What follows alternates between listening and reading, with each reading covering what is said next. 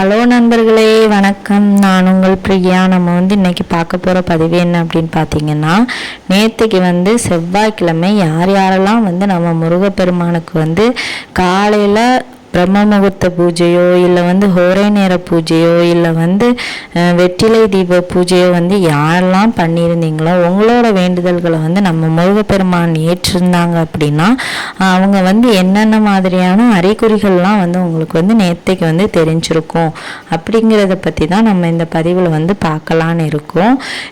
நீங்கள் இந்த பதிவு பார்க்கக்கூடிய முருக பக்தராக இருந்தீங்க அப்படின்னா மறக்காமல் நம்ம சேனலை சப்ஸ்கிரைப் பண்ணி வச்சுக்கோங்க.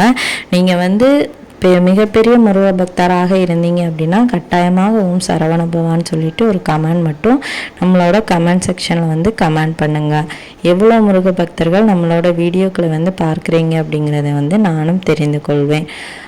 நம்ம நேற்று நீங்கள் நிறைய பேர் இப்போ இந்த யுகமே முருகப்பெருமானோட ஒரு இதில் மாறிட்டுருக்குறதுன்னு நம்ம சொல்லலாம். இது முருக பக்தர்கள் அதிகமாயிட்டே இருக்கிறாங்க. நிறைய பேரை கேட்டிங்கன்னா, முக்கால்வாசி பேரை கேட்டிங்கன்னா நான் முருக பக்தர், எனக்கு முருகர் அந்த அதிசயத்தை பண்ணியிருக்காரு, எனக்கு வாழ்க்கையில் இப்படி பண்ணியிருக்காரு, நான் நம்பவே இல்லை, நினைக்கவே இல்லை, அந்த மாதிரி சொல்கிற அளவுக்கெல்லாம் எண்ணில் அடங்காத விஷயங்களை நம்ம முருகப்பெருமான் பண்ணியிருக்கிறாருங்க. தமிழ் கடவுளாகி நம்ம முருகப்பெருமானை யாருக்கு தான் பிடிக்காது?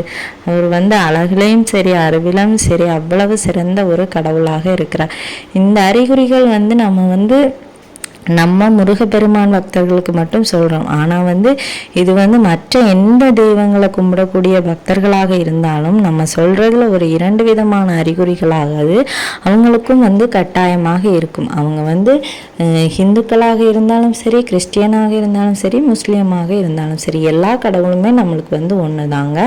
எந்த கடவுளை நம்ம கும்பிட்டோம் அப்படின்னாலும் கட்டாயமாக இந்த அறிகுறிகளில் ஏதாவது ஒரு 2வது கண்டிப்பாக நம்மளுக்கு தெரியும். சரி, நம்ம நேற்றுக்கு யாரெல்லாம் பூஜை பண்ணிங்களோ அவங்களுக்கு என்னென்ன மாதிரியான அறிகுறிகள் தெரிந்தது அப்படின்னு சொல்லிட்டு நம்ம இப்போ பார்க்கலாம். ஒருவேளை நீங்கள் நேற்றுக்கு பூஜை வச்சுருந்தீங்க அப்படின்னா கண்டிப்பாக உங்களுக்கு நீங்கள் கண்கள்ல இருந்து உங்களை அறியாமலே நீங்கள் விளக்கு வைத்து முடித்து முருகனோட நாமத்தை சொல்லி முடித்ததும் கண்களிலிருந்து கண்ணீர் உங்களுக்கு வந்திருக்கும். முருகப்பெருமானை நம்ம பார்த்ததுமே நம்ம கண்ணிலேருந்து கண்ணீர் வரும். இல்லை நீங்கள் கோயிலுக்கு போயிருந்தீங்க அப்படின்னாலும் உங்களுக்கு இதே நிகழ்ச்சி நடந்திருக்கும். இது நீங்கள் உங்களோட கஷ்டங்களை சொல்லி வர கண்ணீர் நான் சொல்லலை.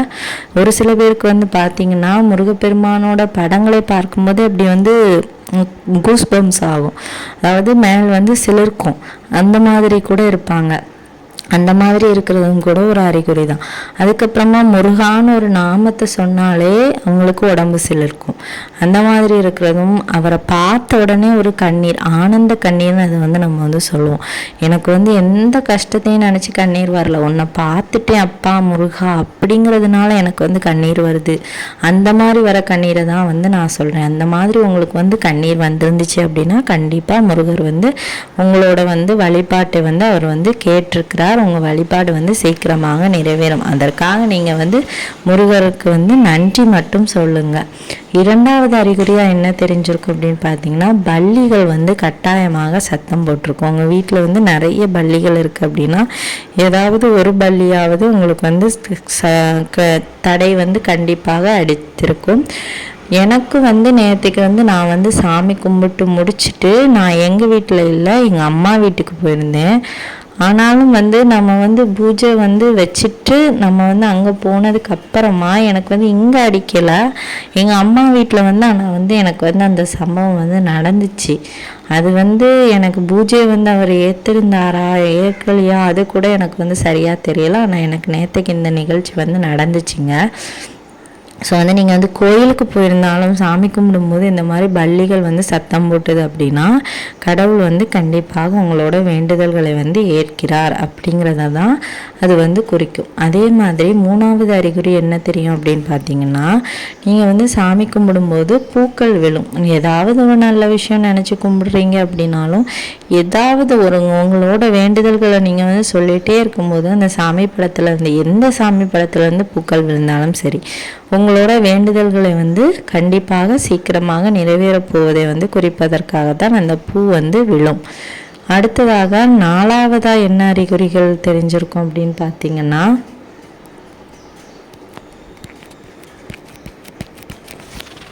உங்கள் வீட்டுக்கு வந்து பட்டான்பூச்சியோ இல்லை வந்து தட்டான்பூச்சியோ வந்து நேற்றுக்கு வந்து வந்திருக்கும். அந்த மாதிரி வந்துச்சு அப்படின்னாலும் முருகப்பெருமான் வந்து உங்கள் இல்லத்தில் இருக்கிறார். அவர் வந்து உங்கள் உள்ளத்திலும் இருக்கிறார். உங்களோட வேண்டுதல்களையும் வந்து அவர் வந்து கேட்டிருக்கிறார். கண்டிப்பாக அதையும் நிறைவேற்றியும் தருவாருங்கிறத வந்து நம்மளுக்கு வந்து உணர்த்துறதுக்காகத்தான் இந்த பட்டான்பூச்சியும் சரி தட்டான்பூச்சியும் சரி நம்ம வீட்டுக்கு வந்து வருது. அந்த மாதிரி வரும்போது நம்ம வீட்டில் வந்து ஒரு செல்வ தடை, அப்புறம் வந்து காரிய தடை இருக்கிறதெல்லாம் வந்து கட்டாயமாக நீங்கும் அப்படின்னு வந்து சொல்லப்படுது. அதே மாதிரி இந்த பட்டாம்பூச்சியும் சரி தட்டான்பூச்சியும் சரி வீட்டுக்கு வர்றது வந்து ஒரு மிகப்பெரிய அதிர்ஷ்டத்தை வந்து கொண்டு வர்றது அப்படின்னு வந்து சொல்லப்படுது. பச்சை நிற தட்டாம்பூச்சி அப்படி வந்துச்சு அப்படின்னா அது வந்து உங்கள் குலதெய்வம் வரதை வந்து உங்களுக்கு வந்து உணர்த்துவதற்காக வந்து பச்சை நிற பட்டாம்பூச்சி வந்து உங்கள் வீட்டுக்கு வரும் அப்படின்னு வந்து சொல்லப்படுது. கடைசியாக என்ன அறிகுறி தெரியும் அப்படின்னு பார்த்தீங்கன்னா, இந்த அறிகுறி வந்து நம்ம வந்து அபசகுணம் அப்படின்னு வந்து சொல்லுவோம். இது வந்து காலையில் சாமி கும்பிடுறவங்களுக்கு மேபி கேட்குறதுக்கு வாய்ப்பு இருக்குது. ஈவினிங் கும்பிட்டவங்களுக்கு கேட்டிருக்குமான்னு வந்து டவுட்டு தான். ஏன்னா வந்து காகம் கரையிற சத்தத்தை வந்து எல்லாருமே வந்து அபசகுணம் தான் சொல்லுவாங்க. ஆனால் வந்து இந்த காகம் கரையுது அப்படின்னா அது வந்து நம்ம முன்னோர்களின் ஆசையும் நம்ம இஷ்டதெய்வத்தோட ஆசையும் நம்மளுக்கு வந்து கிடைக்கிறதுக்காகத்தான் இந்த காகம் வந்து நம்ம வீட்டு பக்கத்தில் வந்து கரையுமா. இதில் வந்து உங்களுக்கு வந்து எந்த மாதிரி அறிகுறிகள் வந்து தெரிந்தது அப்படின்னு சொல்லிட்டு நம்ம கமெண்ட் செக்ஷனில் வந்து மறக்காமல் கமெண்ட் பண்ணுங்கள். நீங்கள் வந்து இந்த வீடியோ பார்க்குற முருக பக்தராக இருந்தீங்க அப்படின்னா மறக்காமல் நம்ம வீடியோவுக்கு ஒரு லைக் போட்டு நம்ம சேனலை சப்ஸ்கிரைப் பண்ணி வச்சுக்கோங்க. இந்த வீடியோவின் முழு பதிவு பார்த்ததற்கு மிக்க நன்றி.